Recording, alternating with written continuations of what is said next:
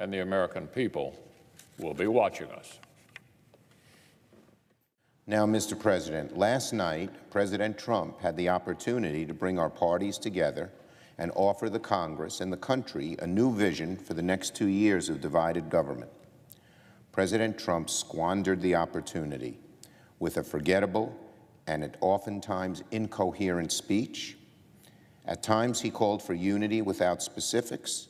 At other times he served up divisive campaign rhetoric that he has used so frequently in the past. The President's speech was like a 90-minute performance of Dr. Jekyll and Mr. Hyde, calling for comedy, but lacing it throughout with invective. Unfortunately, President Trump seemed more excited and placed more emphasis on the Mr. Hyde parts of the speech than on the Dr. Jekyll. Listen to a few of the contradictions in this speech. There were so many, can't mention all of them. President Trump says he believes in legal immigration, but not illegal immigration. But every bill he has pushed on immigration has cut legal immigration as well as illegal immigration, including the proposal he sent over now in the debates, where he changes asylum process dramatically. President Trump said he would only work with us in Congress if we abandoned our oversight duties. Back to his old tricks. Hostage-taking. I'm not going to advance the causes of the American people if Congress investigates me. Now, Congress is supposed to do oversight of the executive branch. It's one of the things the Founding Fathers put in the Constitution. They were wary of overweening executive power. They wanted Congress to be a check. What is President Trump afraid of? If he weren't afraid of these investigations, if he weren't afraid of something that might be there that he did that was wrong, he'd shrug his shoulders and say, let him go forward. But instead he threatens. He threatens the American people. Unless these investigations stop, I'm not going to move forward on anything. How about this one? This one made everybody's eyes roll, even on the Republican side. He said, if he weren't elected president, we'd be in a war with North Korea. What hyperbole. Not just hyperbole, what untruth. What selective memory. President Trump began his time in office by precipitously ramping up tensions with North Korea. Under President Obama, they were much lower than they were with President Trump. And maybe the most blatant contradiction of all, which makes you just lose respect for the integrity and honesty of the president. President Trump spoke about the need to defend protections for Americans with pre-existing conditions, while at the very same time, his administration is waging a lawsuit that would eviscerate protections for pre-existing conditions. How can the president have the nerve to get up on the podium last night and say he wants to preserve pre-existing conditions and wage a lawsuit, support a lawsuit that tries to undo them? It's shocking hypocrisy, that one maybe most of all, for a speech that had many. And of course, there were a whole lot of omissions in the speech that many Americans felt should have been placed in. Let me give you an example. The president did talk about a few potentials for bipartisan compromise. We Democrats would love to compromise with the president and come up with some things that would advance the causes of working families in America. He mentioned infrastructure and prescription drugs. But instead of offering substantive ideas and spending some time on these issues, he delivered a couple of lines about each and then moved on. It seemed obligatory and perfunctory. There was no real sinew, no real way to figure out, is there a way we can come together and get something done? Because he really didn't seem interested. Now, he talked about the future of America and didn't even mention climate change. How could you do that? Every scientist has stated, who has studied it, knows that in the next 10, 20, 30, 40 years, climate change is going to evoke huge changes in our country and in our world. If you believe in the future, and you want to have a good future for our children and grandchildren, which we all do, you can't ignore climate change. You may have different views on it, but you can't ignore it. He also talked a great deal about the safety of the American people, but not one mention about gun safety, not one. Again, maybe not to President Trump, maybe not to his hardcore supporters, but to the rest of America, to talk about need for security and safety of Americans and not talk about gun safety, misses the mark badly. And then he rattled off economic statistics, how great everything is, but completely ignored the difficult economic realities of working Americans. Why do so many Americans not have faith in the future? Why do so many Americans worry that their children won't have as good a life economically as they do? Because so much of what the president has done economically has benefited the top 10%. Those improve the overall statistics, but they don't improve the lives of the average middle-class person. Take the tax cut. Huge tax cut geared to the wealthy and the powerful corporations. And the president said each worker will get about $4,000 increase. Didn't happen. Wages are going up at a small amount. They're still way behind where they were in the past. And what did these companies do with all this huge tax break? $1 trillion in buybacks. Buybacks which benefit the corporate CEOs, which benefit the shareholders, but do nothing for the workers, since so many of them don't own stock. In fact, the stock market has become more skewed. About 85% of the value of the shares is held by the top 10% of America.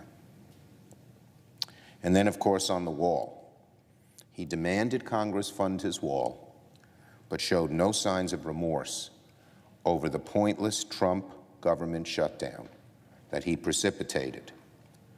He didn't mention the pain he caused to 800,000 federal workers, even though many of them were in the galleries listening.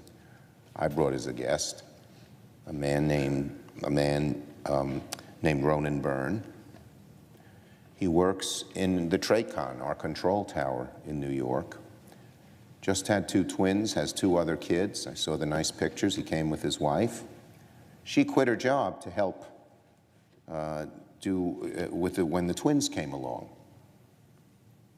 And when he lost his salary at a tense job like that, where you have to be on all the time, I've been up there to the TRACON, and it's dark, and you see little dots, and can't have them get too near each other because that's a safety issue for the people on the planes. And here he was worried about paying the bills and providing for his children. Well, no mention of people like that, no. Just about his wall. Didn't work for the president, we know that. Our Republican colleagues, Leader McConnell knows that. I think even in his situation, where he's often in a bubble and often only aimed at the narrow band of his supporters, but he touched a hot stove, and I don't think he wants to do it again, but there was no mention. He should have used the speech to say, we're not going to have another government shutdown. No word. No plan to tackle our opioid problem. No plan to increase wages for the middle class. No plan to increase manufacturing jobs. So anyone who hoped that the president would change course and offer some new bipartisan ideas where we could, with some meat on the bone, where we could discuss it and begin to move forward to help the American people, anyone who hoped the president would do that, sorely disappointed. As I said, his real excitement came in the most divisive parts of the speech on immigration and abortion. Now, so let's contrast his speech to Stacey Abrams. The contrast between the president's speech and Stacey Abrams' speech was stunning. The president was political, divisive, calculating, and at times even nasty. Ms. Abrams was compelling, warm, uplifting, showing real compassion for the plights of our average families, but also filled with hope and inspired by the promise of an American dream. An uplifting speech. Ms. Abrams' speech represented the kind of unifying vision, understanding our challenges, but also having some confidence in our ability to solve them, that the president failed to deliver. In short, Stacey Abrams last night gave President Trump a lesson in how to lead. Javier Becerra, speaking from the high school he graduated from in Sacramento, McClatchy High School, also gave a wonderful response in Spanish. Now, we all knew that the President would say the state of our union was strong, but the American people know the unfortunate truth. On the economy, on health care, on governance, on foreign policy, it's abundantly clear that the Trump administration has been getting failing grades from the American people. The state of the economy, the state of the Trump economy, failing the middle class. Wealthy shareholders and corporate executives cash in from the Trump tax bill. American workers are left behind. The state of the Trump health care system, failing American families. Coverage is getting more expensive, and the amount of coverage is declining. This is the first year, due to the sabotage that this administration has done to our health care system, that fewer Americans have health care than they did last year. First time in a while. The state of the Trump administration, chaos. President Trump has had the most cabinet turnover in more than a century. He's failed to nominate anyone to a fifth of our government's top positions. This has nothing to do with the Senate. For a fifth of the positions, there's no nomination. This is 2 years into this presidency. The Senate had nothing to do with all the cabinet members who quit or resigned under a cloud. Nothing to do with that either. President Trump likes to blame somebody else for the problems he creates. That's one of his MOs. The state of President Trump's foreign policy, inside out, inside out. Our long-standing allies, the countries of NATO, have been alienated. Our adversaries, Russia, China, North Korea, have been emboldened because President Trump doesn't stand up to them. During the national security section of the President's speech last night, the first item he mentioned wasn't Russia's malign activities, North Korea's nuclear program, or even the crisis in Venezuela. It was criticism for our NATO allies. That says it all. So the President's State of the Union last night did something rare for a State of the Union address. It revealed just how much repair the state of our union requires, just how much work we still have to do to aid working Americans left behind by an economy that only seems to work for the wealthy and well-connected, to provide American families everywhere with affordable health care, to bring stability and accountability to a government too short on both, a government that seems to have made the swamp deeper and more odorous, and to further isolate our enemies and to give comfort to our allies abroad. Let us hope and pray that the country can heal, but President Trump did nothing to move that forward last night. Matthew Whitaker has been acting Attorney General since November when he replaced the outgoing Attorney